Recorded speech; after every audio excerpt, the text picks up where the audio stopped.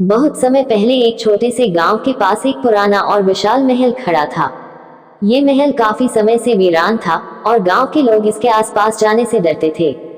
कहा जाता था कि इस महल में राजा और उसकी रानी की आत्माएं भटकती थीं, जिनकी मृत्यु एक भयानक दुर्घटना में हुई थी। एक दिन गांव में एक साहसी युवक आया। उसने लोगों से महल की कहानियां सुनी और तय किया कि वह वहां जाएगा और सच का पता लगाएगा। गांव वालों ने उसे रोका, लेकिन उसने उनकी बात नहीं मानी। वह एक रात महल के अंदर चला गया। महल के अंदर जाते ही उसे अजीब सी ठंडक महसूस हुई। चारों ओर सन्नाटा था और केवल उसके कदमों की आवाज गूंज रही थी। वह महल के अंदर गहरे चला गया और तभी उसे एक कमरे से धीमी धीमी रोशनी आती दिखाई दी। उत्सुकतावश वह कमरे की ओर बढ़ा और दरवाजा खोला।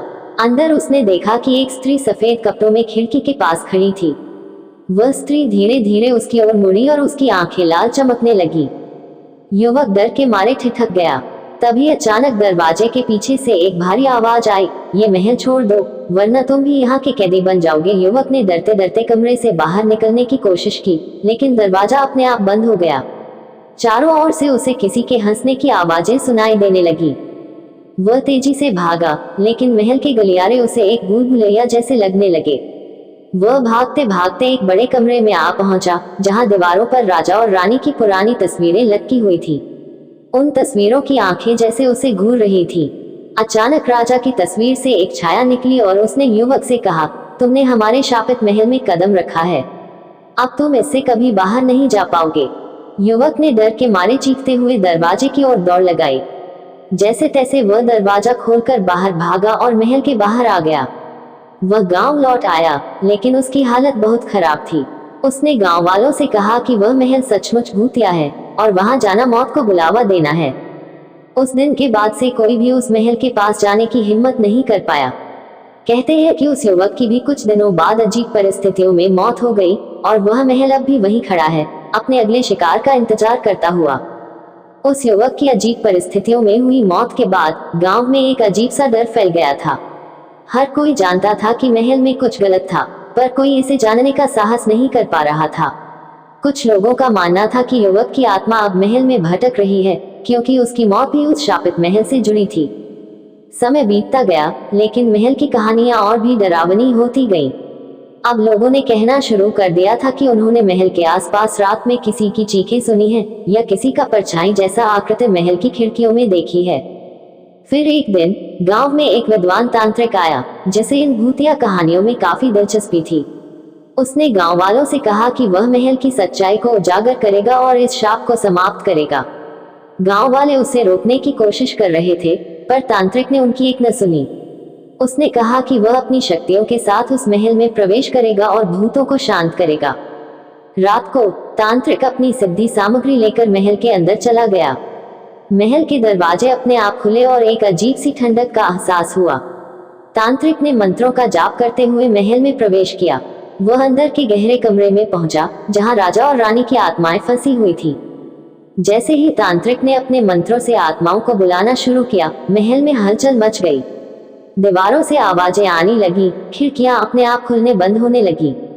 अचानक राजा की आत्मा प्रकट हुई और उसने क्रोधित होकर कहा, तुम यहाँ क्या करने आए हो? ये महल हमारे शाप से बंधा है और कोई भी इसे तोड़ नहीं सकता। तांत्रिक ने दृढ़ता से उत्तर दिया, मैं तुम्हारे शाप को समाप्त करने आया हूँ। तुम्हारी आत्माएं इस दुनिया में भटक रही हैं और अब उन्हें मुक्ति का मार्ग दिखाना मेरा कार्य है। ये सुनकर रानी की आत्मा भी प्रकट हो गई। उसने तांत्रिक से कहा, हमारी आत्मा तब तक मुक्त नहीं हो सकती जब तक हमारी हत्या का सच सामने नहीं आता। हमें धोखे से मारा गया था और जब तक वह धोखेबाज सजा नहीं पाता, हम इस महल में कैद रहेंगे। तांत्रिक ने राजा और रानी की आत्माओं से सच्चाई जानने का संकल्प लिया। धीरे धीरे उसने महल के रहस्यों का पर्दाफाश किया। महल के राज दरबार में एक घातक षड्यंत्र रचा गया था, जिसमें राजा और रानी को धोखे से मार दिया गया था। तांत्रिक ने गांव वालों को सच्चाई बताई और उन्हें उस धोखेबाज वंशज के बारे में बताया, जो अब भी कहीं गांव में रह रहा था। गांव वालों ने उस वंशज को खोज निकाला और उसे न्याय के कटघरे में खड़ा किया। जैसे ही वह दोषी पकड़ा गया और सजा मिली, राजा और रानी की आत्माएं महल से निकलकर स्वर्ग की ओर चली गईं। महल के ऊपर से काले बादल छंट गए और वह फिर से शांत हो गया। उसके बाद वह महल अब वीरान नहीं रहा। गांव वालों ने उसे फिर से बसाया और अब वहां खुशी और समृद्धि का माहौल था। लेकिन लोग हमेशा इस बात को याद रखते थे कि उस महल में कभी भूतों का राज था और वह तांत्रिक जिसने उन्हें मुक्ति दिलाई थी सच्चे साहस और बुद्धिमत्ता का प्रतीक था। महल के पुनः बस जाने और राजा रानी की आत्माओं की मुक्ति के बाद गांव की शांति लौट आई थी। लोग अब महल में आने जाने लगे थे और वह फिर से एक समृद्ध जगह बन गई थी। लेकिन कुछ पुराने लोगों का मानना था कि महल की रहस्यमयी शक्तियां पूरी तरह खत्म नहीं हुई थी। महल के नए निवासी रात में कभी कभी अजीब सपने देखा करते थे। कुछ को लगा जैसे उन्होंने महल के गलियारों में किसी छाया को देखा है, तो कुछ ने दावा किया कि उन्होंने अजीब सी आवाजें सुनी हैं। लेकिन ये घटनाएं इतनी हल्की थी कि लोग उन्हें महज कल्पना मानकर नजरअंदाज कर देते थे। एक दिन महल में रहने वाली एक छोटी लड़की अचानक बीमार पड़ गई। उसकी हालत खराब होती जा रही थी और गांव के सारे वैद्य और डॉक्टर असफल हो गए। किसी को समझ नहीं आ रहा था कि आखिर हुआ क्या है। तभी एक बूढ़ी औरत जो उस महल की पुरानी कहानियों को जानती थी, उसने कहा कि महल में एक और रहस्य छिपा है जिसे अब तक उजागर नहीं किया गया है। उस बूढ़ी औरत ने बताया कि राजा और रानी की आत्माएं तो मुक्त हो गई थी, लेकिन महल में एक और प्राचीन शाप था जो महल के पुराने खजाने से जुड़ा था। वह खजाना राजा के सबसे विश्वस्त मंत्री ने छिपाया था, लेकिन उसकी मृत्यु के बाद उस खजाने की रक्षा करने के लिए उसकी आत्मा वहां भटकती रह गई थी। वह आत्मा किसी को भी उस खजाने के पास नहीं जाने देती थी और जो कोई भी उस रहस्य के करीब आता, उसकी जान को खतरा हो जाता। गांव के लोग फिर से भयभीत हो गए, लेकिन महल के नए मालिक ने यह तय किया कि वह इस रहस्य को सुलझाएगा और महल को पूरी तरह से मुक्त करेगा। उसने कुछ अनुभवी लोगों के साथ महल के तहखाने में छिपे उस खजाने को खोजने का निश्चय किया। रात के समय वे लोग मशालें लेकर महल के सबसे गहरे हिस्से में गए। रास्ता जटिल और डरावना था। अचानक उन्हें किसी के चलने की आवाजें सुनाई देने लगी। सभी डर गए, लेकिन हिम्मत करके वे आगे बढ़ते रहे। अंततः उन्होंने एक पुराने दरवाजे को पाया जिसके पीछे वह छिपा खजाना था। जैसे ही उन्होंने दरवाजा खोला, एक भयंकर तूफान जैसी आवाज गूंजी और एक छाया प्रकट हुई। वह मंत्री की आत्मा थी जो खजाने की रक्षा कर रही थी। उसने क्रोधित होकर कहा, यह खजाना शापित है, जो इसे छुएगा उसकी मृत्यु निश्चित है।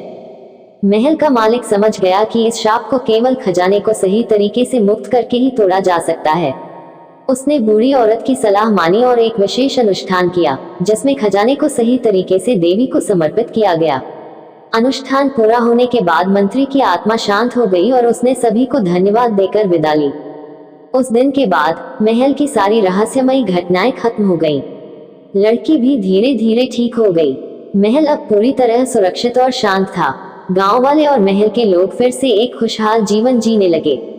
महल की यह कहानी अब सिर्फ एक पुरानी दास्तान बनकर रह गई थी, जिसे लोग सुनकर सीख लेते थे कि कभी कभी भूतिया घटनाओं के पीछे कोई बड़ा राज छिपा होता है, जिसे समझदारी और साहस से सुलझाना पड़ता है।